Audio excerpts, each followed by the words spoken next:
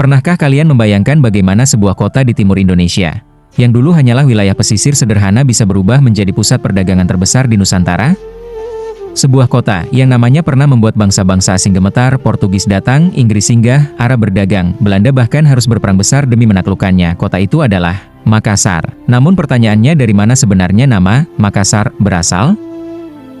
Apakah benar berasal dari suku Makassar? Ataukah justru nama itu lahir dari sebuah kerajaan tua yang pernah menguasai lautan?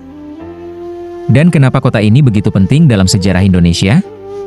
Hari ini, kita akan menelusuri asal-usul kota Makassar mulai dari legenda, kerajaan, hingga perang besar yang mengubah nasib Nusantara selamanya. Jadi sebelum kita mulai, pastikan kalian subscribe terlebih dahulu karena di channel ini kita akan membahas sejarah, mitologi, dan kisah-kisah Nusantara yang jarang dibahas orang.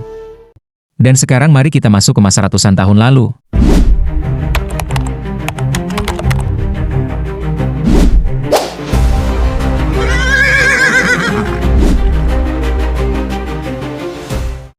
Jauh sebelum menjadi kota modern, wilayah Makassar hanyalah daerah pesisir yang dipenuhi rawa, sungai kecil, dan kampung nelayan. Namun lokasi wilayah ini sangat strategis. Ia berada tepat di jalur perdagangan laut Nusantara. Kapal-kapal dari Maluku, Jawa, Kalimantan, bahkan India dan Arab mulai singgah di wilayah pesisir Sulawesi Selatan ini. Dan perlahan daerah kecil itu berkembang menjadi pusat aktivitas laut. Tetapi pada masa itu Makassar belum menjadi sebuah kota besar. Wilayah ini masih terdiri dari kerajaan-kerajaan kecil yang saling terhubung. Dua kerajaan paling penting kemudian muncul, Kerajaan Goa dan Kerajaan Talo.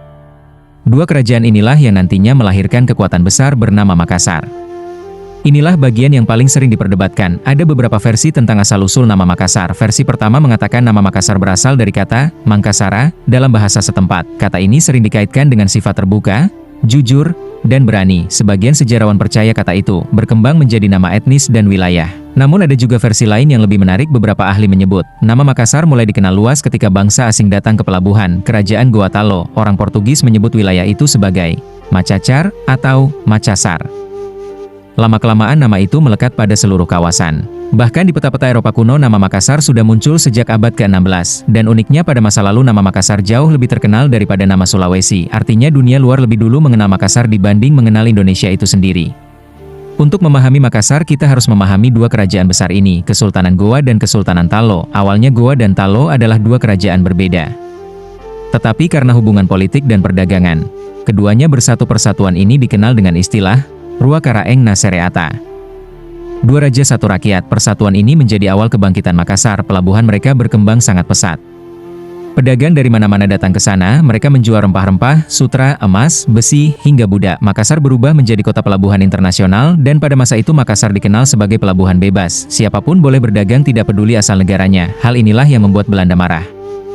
Karena saat itu Belanda melalui Verenigde de Oost-Indische Compagnie ingin memonopoli perdagangan rempah, tetapi Makassar menolak tunduk. Pada abad ke-17 Makassar mencapai masa kejayaannya, benteng-benteng besar dibangun, kapal perang dibuat, armada laut Makassar terkenal sangat kuat. Dan salah satu simbol kejayaan itu adalah Benteng Sombaopu. Benteng ini menjadi pusat pemerintahan dan pertahanan kerajaan. Dindingnya tebal, meriamnya banyak, dan letaknya sangat strategis. Bangsa Eropa yang datang ke Makassar bahkan kagum melihat kemajuan kota ini. Mereka menyebut Makassar sebagai salah satu kota terbesar di Asia Tenggara. Bayangkan di saat banyak wilayah Nusantara masih berupa kerajaan agraris, Makassar sudah menjadi kota internasional. Lalu muncullah sosok legendaris Sultan Hasanuddin. Ia dikenal sebagai ayam jantan dari timur karena keberaniannya melawan Belanda. VOC ingin Makassar tunduk, tetapi Sultan Hasanuddin menolak. Maka pecahlah perang besar, Perang Makassar. Perang ini sangat dahsyat. Laut dipenuhi kapal perang. Benteng dihujani meriam. Rakyat ikut bertempur. Namun Belanda menggunakan strategi licik. Mereka memanfaatkan konflik kerajaan-kerajaan lain, termasuk bekerja sama dengan Arung Palaka dari Bone, dan akhirnya Makassar jatuh.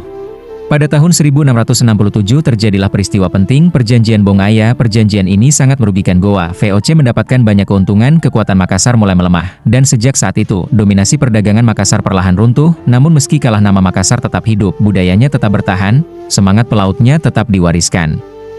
Seiring waktu Makassar berkembang menjadi kota modern, bahkan pernah berubah nama menjadi Ujung Pandang pada era Orde Baru. Namun pada tahun 1999 namanya kembali menjadi Makassar, karena masyarakat merasa nama itu bukan sekadar sebutan kota, tetapi identitas sejarah. Hari ini Makassar menjadi salah satu kota terbesar di Indonesia Timur. Kota ini dikenal sebagai pusat perdagangan, pendidikan, budaya, dan gerbang menuju Indonesia Timur. Namun di balik gedung-gedung modernnya, masih tersimpan jejak kerajaan besar yang dulu pernah menguasai lautan Nusantara.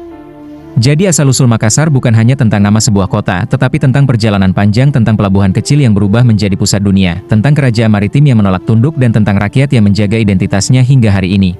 Makassar bukan sekadar kota, ia adalah simbol keberanian, perdagangan, dan kejayaan Nusantara Timur. Dan mungkin tanpa Makassar sejarah Indonesia akan sangat berbeda. Kalau kalian suka konten sejarah seperti ini, jangan lupa subscribe, tekan like, dan tulis di komentar, menurut kalian apakah Makassar adalah kerajaan maritim terkuat di Nusantara Timur? Sampai jumpa di kisah sejarah berikutnya dan ingat, sejarah bukan hanya cerita masa lalu, tapi jejak yang membentuk siapa kita hari ini.